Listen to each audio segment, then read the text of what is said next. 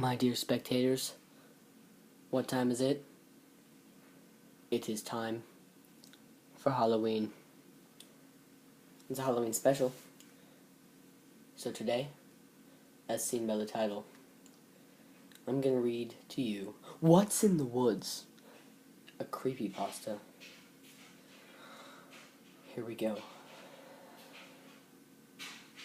I'm a sleepwalker. I've woken up on the floor, in the hedges outside, and half hanging out of the refrigerator with orange juice spilled down the front of my shirt. Just to name a few. Most of the time it would end up in uncontrollable laughter from my two roommates, and thankfully, over time my embarrassment wore off. Last fall, however, that all changed. My roommates and I attend college in a fairly rural Midwest area, so the nightlife consists of mostly house parties and bonfires in cornfields. One Saturday night, my roommates and I were driving down a gravel road to the family farm of a friend when our high beams hit something about 200 yards down the road on our side. It looked like someone walking, so we thought maybe a fellow partygoer had some vehicular problems, though we hadn't seen any abandoned vehicles on the way in. We turned off the high beams, and as we got closer, we saw that it was a red-haired girl in a white dress that almost matched the fairness of her skin. I was in the passenger seat, so I rolled down the window and stuck my head out as Thomas slowed the car. "Hey, do you need a ride?" I tried to call out in the friendliest voice possible to alleviate any fears that may have been caused by a car full of guys approaching a girl by herself in the woods. As Thomas continued slowing the car down, I could hear the gravel crunching underneath us, and eventually we came to a halt. The girl stopped walking and turned towards us. She looked at me and smiled, a sweet but knowing expression that matched the mild humor I saw in her bright green eyes. She was very pretty, her hair a deep shade of shining dark red against her flawless pale skin. "I'm fine, thank you. I'd just like to walk," she said, sounding distant but very sure of herself. "Are you sure? It's pretty dark out here. No telling what's in these woods," Dave chimed in from the back seat. Her eyes darted quickly to the source of the question, and she eschewed a firm, "I can take care of myself," and began walking again. "All right," exhaled Thomas. "I guess we'll see her when she gets there." So I said a quick, "See you later," rolled the window back up, and we slowly passed the girl down the road. The party was pretty fun that night, but for some reason I couldn't get that girl out of my head. I kept looking around, trying to make sure she had made it safely, but I never saw her. I asked others at the party if they passed her on her way in, but no one recalled seeing any pedestrians outside of the town. There was something about her that I found intriguing, maybe even a little unsettling, but I attributed the latter to a remote location and fearing for the girl's safety.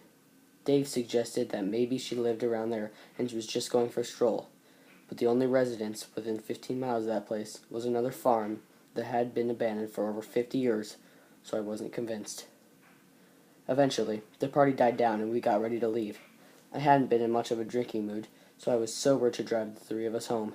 We piled in the car, Thomas and me in the front, and Dave sprawled out in the back on the brink of unconsciousness. Several folks had left earlier to go out to a bar in town, so once again we found ourselves alone on the gravel road with the darkness so black it seemed solid, surrounding anything our high beams and tailgates didn't touch. About 3 miles from the party, and another 4 or 5 miles from the road into town that connects to the gravel road, we spotted something on the ground beside the road ahead of us. At first we thought someone had tossed a white bag of trash out of their window to avoid dumpster fees, but as we neared, we saw what it actually was, the red-haired girl. Thomas let out an appropriate, "What the bleep?" and I nodded in agreement.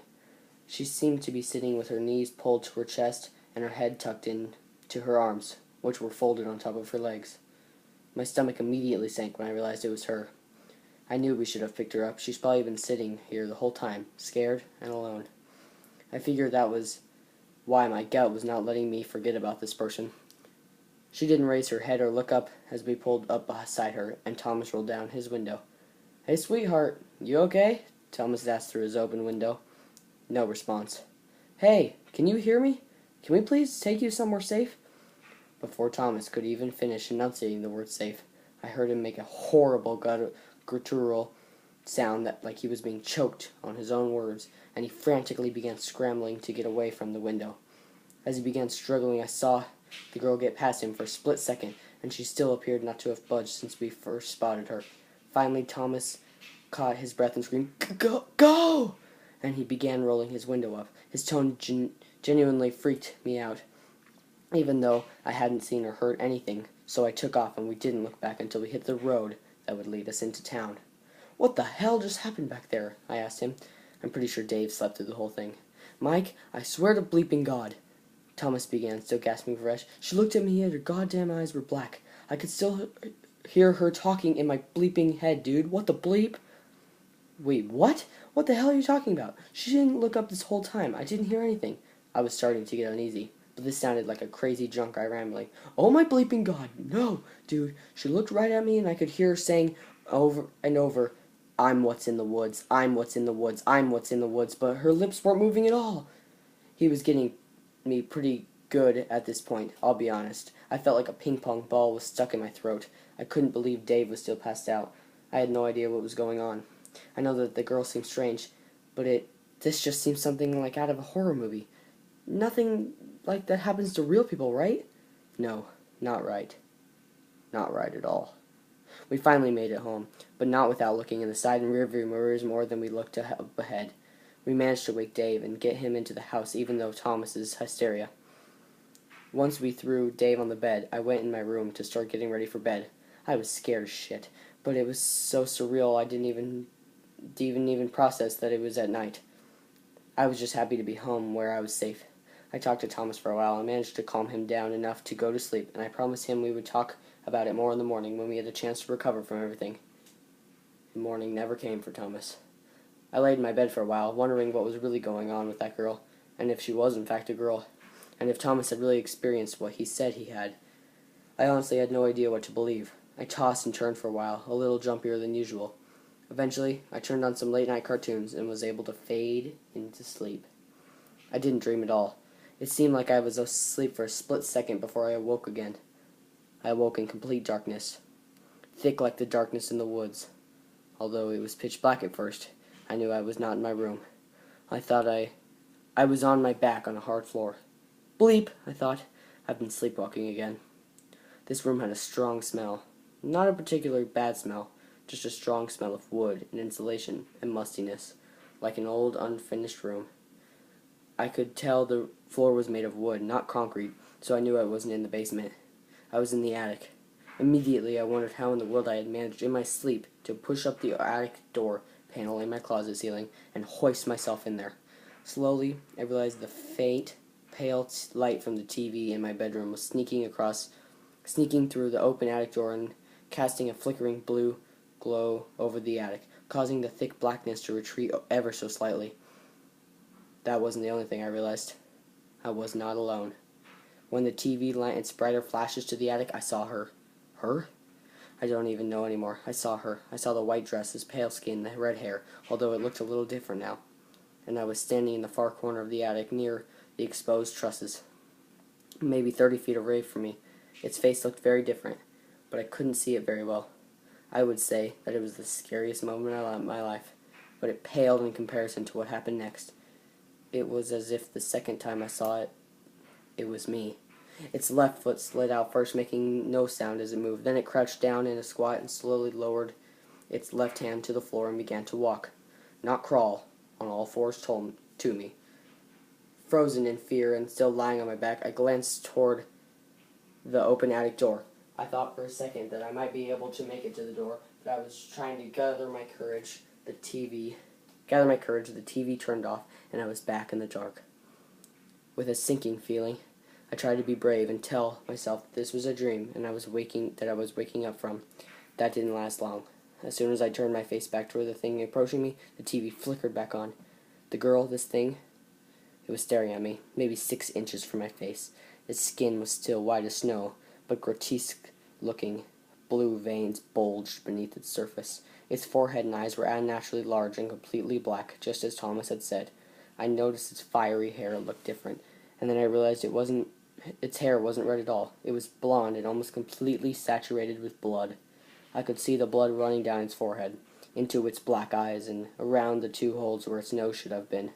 The worst part was the mouth. Its thin lips curled back from the pointed yellow teeth in a hideous grin that seemed to fade into the darkness on each other side and never end. It was this horrific, unmoving visage that I was staring at as the words "I'm what's in the woods" rang over and over in my head in a voice that seemed to belong to something incredibly old and unfathomably evil. Even though the screaming was all in my head, it felt as though my eardrums were about to burst. Over and over I heard the phrase "I'm what's in the woods" shrieked at me from the wheezing, nearly motionless monster that was before me. It seemed to consume me, the TV light fading out until I saw nothing but the grinning face of that creature. This is the last thing I remember. I'm safe now. Thomas and Dave burned with the house, but somehow I made it outside when I woke up. Almost everyone assumes I was sleepwalking and was already outside when the fire started, but I know what happened. The police don't believe me, but I know. I told them what happened, and I guess that's why I'm here now. Maybe they kind of think I did it. Who knows? Seems the only one they could prove was that I'm a lunatic. I don't mind. The strong leather straps keep me in my bed at night. No worrying about where I'll wake up or what I'll do. I just go to sleep in my bed and wake up in my bed.